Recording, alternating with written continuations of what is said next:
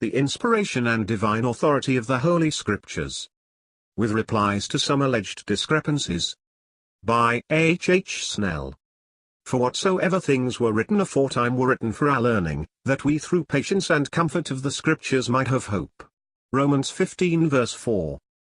Now all these things happened unto them for ensamples, and they are written for our admonition, upon whom the ends of the world are come. 1 Corinthians 10 verse 11. These two verses plainly teach us that in the apostles' days there were sacred writings, which they could speak of as written for our comfort and instruction.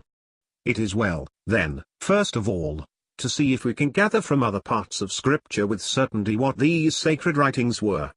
As to this, one thing is very striking. It is the way in which our Lord in the days of his flesh referred to the Scriptures.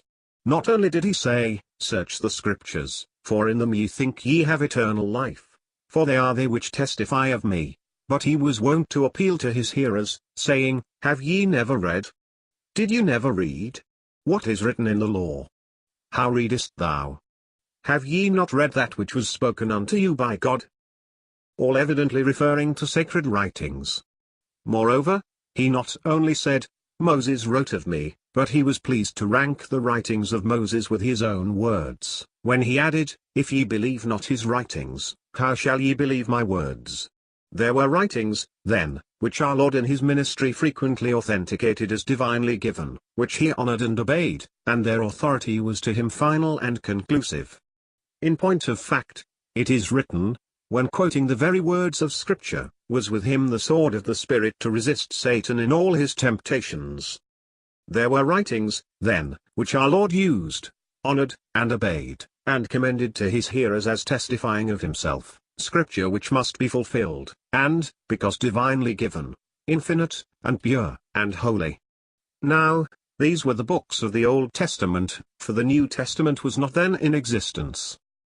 The external evidence of the divine authenticity of Scripture is very weighty, especially when we consider that to the Jews were committed the oracles of God, and from time immemorial to the present, it is well known that they have retained the different books of the Old Testament pretty much as we have them, and regard them as given to them by Jehovah.